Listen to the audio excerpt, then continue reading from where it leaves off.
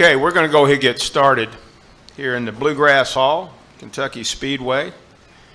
And no better person to have lead us off this morning than the driver who won the first NASCAR Sprint Cup Series race here at Kentucky Speedway.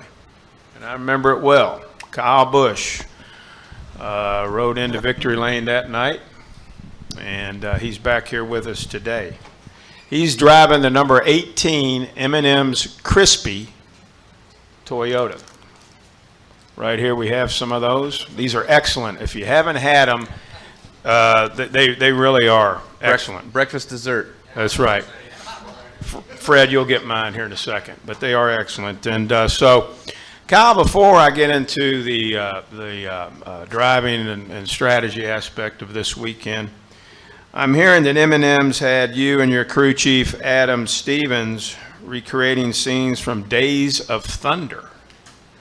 Now, I've known you for quite a while, Kyle. Are you saying maybe that, you know, you're looking, once you get done driving, you could have a career in Hollywood? I could. Sure. I think anybody could probably. You know, some people have said the acting was funny. Other people have said it was really bad. So I don't know. I think some actors, you could say that some of their movies are really bad. But all in all, it was a lot of fun. We had a great time being able to reenact a few scenes from that movie, along with my wife. She was in it as well too. So I really appreciate M&M's doing that and you know, allowing us to have a little bit of fun. That was actually during the off season and was supposed to release earlier this year, but obviously with my injuries and everything, we kind of postponed it a little bit. But great summer classic from 25 years ago, Days of Thunder was, and you know, to have Days of Thunder and M&M's Crispy, you know, riding out there on that crispy edge, it was it's pretty cool every weekend to have that opportunity. So we appreciate M&M's doing that. If folks haven't gotten a chance to see it, they can go to youtube.com/MMS Chocolate and see it there on M&M's Chocolate YouTube page. So pretty cool. Outstanding. Now let's shift our attention to the event here this weekend.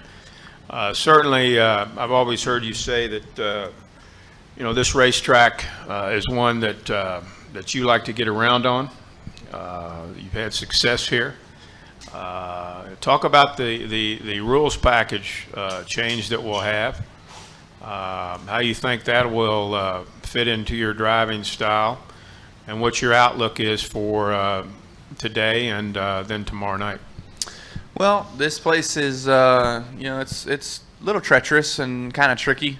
It's certainly got some aspects to it that you don't typically see at some of these racetracks we get to go to. So being very bumpy is probably, you know, number one on the list.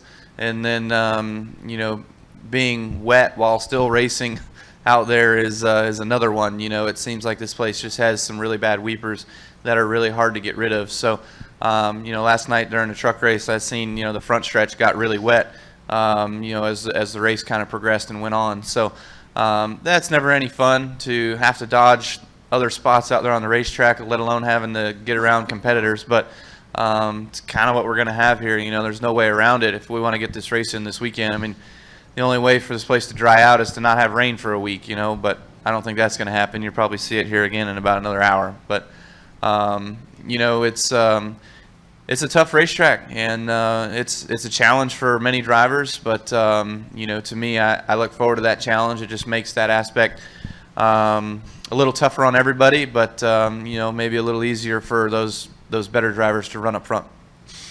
Take a few questions for Kyle. If you have one, raise your hand. Questions for Kyle. Let's start over here with John, then we'll go to Stan, and then Gary. Thanks. John Orovitz, ESPN.com. Kyle, the racing at Daytona and Talladega and the plate races, some people think it's too close, yet here at Kentucky, NASCAR is taking steps to make the racing closer. From your perspective, how difficult is it for NASCAR to, quote-unquote, get it right every weekend? It's hugely difficult. You know, you can have it perfectly right and put on a good race and a great finish one time at a particular racetrack and go back there with the exact same rules package, and somebody hits on it and, you know, they check out and it's boring, you know. So there's no rhyme or reason as to being able to make it perfect every single time. I mean, you know, I think a lot of fans out there respect the sport for what it was and what it's become, and the finishes that we do have. And there's some fans out there that want to see us 8 wide across the start-finish line every single week for the win. That's just not practicality, and that's not going to happen. And even if that situation did arise, you're going to get it like you did last week at Daytona. We're going to try. I mean, we couldn't beat 8 wide because the track's not wide enough. You got to stay above the yellow line, but it was 3 wide and it was 8 rows deep and it was a mess. So that's just not safe, obviously for the fans or the competitors. But there's a way to put on good racing, and for those that respect racing for what it is, they'll see good racing, in their own mind. Let's go to Stan, then we'll go to Gary Graves, and then Fred. Stan Creekmore with RPMtonight.com. Kyle, this practice session that you're about to have, you're going to be testing a ton of stuff. Are they going to be all short runs? And is this going to be one of the most intense practices in your entire career? I'll start first. I think that, hopefully we do practice. If we do practice, it's going to be particularly short run stuff. We're just going to make 3, 4, 5 laps here or there just to kind of get a feel for whatever things we're trying at that particular moment, and then we'll continue to work on it as we go. As far as it being one of the most difficult practice sessions, no, I don't think so. I think, we're all wanting a step in this direction, and I think it's. I wish we would have had some practice time already this weekend so I could give you a basis of what we know, but what we expect is it's going to be a little slicker. It's not going to be as much grip as certainly what we've been used to this year, which is good because we feel like we've had too much grip this year. It's a step in a direction with less downforce that the drivers have been asking for, but it's only a step to 2011. So it's going to be real similar to what we ran here when I won the first race here. So I don't particularly think it's going to be that big of a deal. It would be way bigger of a deal if we were looking at the downforce level of back in the early 2000s. Let's go to Gary Graves, and then to Fred. Gary Graves, Associated Press. What was your initial reaction with the rules package change here, and how much different did you anticipate that being from what you succeeded with here? Yeah, my initial reaction to the rules package was I was shocked that NASCAR decided to do something in the middle part of the season, which is fine, but and then to give us an opportunity to try to come here and test, or have a test day, a few hours extra practice, that was really good too, and that was going to be beneficial to these teams, but we didn't get it. I'm optimistic for it. I hope that it does produce the racing that us drivers are hoping that it does. We certainly have really been just trying to push lower speeds through the corners. That's really what we've been doing. At some of these places that you go to, like Vegas, I wasn't there, but I mean, the guys were running around there not even getting all the way out of the throttle, and they were just flying. And man, the thing that you worry about is any sort of failure, a right front failure or a suspension part or something like that, and you are going to careen that wall harder than you ever want to. And so that's the thing that us drivers are concerned for, is just trying to make sure that I don't think that we're as safe as possible. I don't think that you'll see any difference in a race. You might even see a better race from us averaging, let's say, 195 miles an hour versus us averaging 185 miles an hour. I think you'll see a better race. Let's go to Fred, then we'll go to the gentleman there. Let's get Fred first, right up front, Bonnie, I'm sorry. Then we'll get to the gentleman there. Hi, Kyle. And then we'll go to Mark. I'm Fred with the CBS affiliate in Louisville. 2 questions. Does this package put the car back in the driver's hands more? Mm-hmm. And also, just your health right now, how much has it affected? I know you won a couple weeks ago. In a day in and day out basis, how has your recovery affected the way you drive, if at all? And are there any lingering side effects that you're still sort of dealing with? So yeah, this package here is certainly going to it's going to bring the better drivers and the better cars to the forefront. That's part of also what we've kind of been looking for. I think you devalue the sport as well as the drivers when you get all the cars so equal and on top of each other that anybody can do it. That's not at all what the sport was built off of. You know, it's always been built off of the heroes of the sport. So let's keep it that way and allow those better drivers to excel. You know, you're always going to have separation. So, you know, you've got to maintain that. And it would certainly be nice week after week you see different winners, but I don't know that it's practical to get those lower tier teams to win as often as you will see the bigger tier teams do. So, and as far as health goes, you know, this rule package would have nothing to do with my health.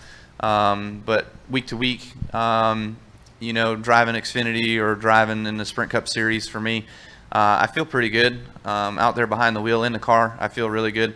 And I don't feel any issues there. It's just, you know, getting up, walking around, walking still kind of hurts a little bit, but it's not terrible. It's definitely tolerable. And each day it continually gets a little bit better here and there. Definitely there's some bad days and definitely there's some good days. So still got to continue some therapy stuff and keep trying to get it better yet. And, you know, I seen the doctor last week and said, you know, what can we do, man? I got to fix this left foot stuff. And he goes, get the plates out. I said, all right, let's go. He goes, you want to sit out for 4 more weeks? We'll do it. So, you know, I got to wait till the season's over in order to get my stuff finished up and all the plates taken out. Go ahead, sir. Ken Spencer, WHAS 11 in Louisville. Kyle, just with the limited amount of practice time, I mean, you guys may just get one practice and that may be it. I mean, today may be a big washout in the rules package change. Mm-hmm. How much will the start of this race tomorrow night just be an absolute mystery to everybody? Yeah, there's a couple guys I was talking to in the garage area yesterday. We were like, are we all going to drive off into the corner and just, you know, slide out or you know, is it going to stick? What's going to be the feeling? And I was like, I have no idea. But, you know, we definitely would like to get some practice time, but if it all comes down to it where they line us up and we race, you know, that might be the best race of the year just because of that. You know, tell you what, man, I thought the truck race last night was phenomenal. I thought it was a really good race to watch. I thought those guys were out of control, sideways, you know, hanging on, trying to work on it, make their stuff better. And, you know, you never want to look like that or be like that as the driver, but as the fan watching it, it was actually pretty cool to see. So, you know, fun race to watch last night, but we'll see if that happens for us. Let's go to Mark Garrow here in the red shirt, and then to Nate Ryan, and that might wind us up as he has to get ready for practice. Before I get to my Mark Carroll, PRN, Kyle, just real quick, just to follow up on you're talking about your leg and different things. Mm-hmm. Percentagely, how far back do you think you are? Are you at 80%, 90%? How would you gauge that? Yeah, I mean, when I'm inside the race car, I feel like I'm 100%. You know, I feel like I'm fine for the things that I got to do and everything and the abilities that I have to be able to drive a car. I feel like I'm 100%. But walking around here, I mean, I can't. They haven't improved me to go running yet. You know, so if you say me being able to go for a run is 100%, I'm probably 85. So my other question is about this Days of Thunder video. What was the most fun scene that you did? Because I mean, you've seen, we've all grown up with the movie. We made fun of the movie. We watched it 100 times. So what was the most fun part of it, or the favorite scene? There was a lot of them that were really fun. A few of them didn't make it. You know, that we did the scene where you know, like I come in and I'm kind of checking out the car and I'm looking at it, and you know, the crew chief says, "You ever driven a stock car before?" You know, we talk about, yeah, I've seen it on TV, you know, or whatever, something like that. You know, so. We did that scene, and then we also did the end of the movie scene where, you know, Cole wins, and then after the race, he sits with the crew chief on the wall, and then they run down pit road to victory lane, you know. So we did that scene too. So a couple of my favorite scenes actually probably didn't even make the video, but the one that's my favorite that's probably in the video was doing the go out and hit the pace car one. That was really funny. They only in the outtakes they only showed me laughing once. It took us like 12 times to get through that. I mean, it was pretty funny. Let's finish up with Nate Ryan. Nate Ryan, NBC Sports. Kyle, going back to you watching the truck race, the Ben Kennedy crash at the end, what was your reaction to seeing that? Because I know the circumstances are completely different, but 2 vehicles in the catch fence in 4 days, I'm sure a lot of people will be talking about that. What was your reaction to seeing that? Yeah, you know, it seemed like it was just, and that's a tough angle for the spotters, but the 23 wreck, he probably could have given a little bit more room to those guys on the outside. But he's also trying to get a good arc getting into the corner, so that was just racing there. But the incident you're talking about with Kennedy, I think he said, the spotter told him clear, and he was kind of wanting to get up to get a good arc getting in the corner, but he wasn't clear, so that's tough, that certainly sucks for him and their team and tearing up stuff. But as far as the catch fence and everything, I mean, I'm glad they're there. I'm glad they're obviously doing their job. They're keeping the racetrack or race cars or trucks on the racetrack, and so it's a dangerous sport. We live it every day. Sometimes we take it for granted because of all the safety advancements we've gotten over the years that we feel invincible. But there's certainly rare opportune times that you can put yourself in a situation to get hurt. And we saw it in Daytona with myself. We saw it in Daytona again with Austin Dillon, and we probably saw it again last night, among other times. But those times just seem to be the most severe or most scary crashes we've seen. Kyle, thank you very much. Can't wait to watch the video. You haven't already? No, I haven't watched it yet, Kyle. But good luck this weekend. Thanks. Thank you.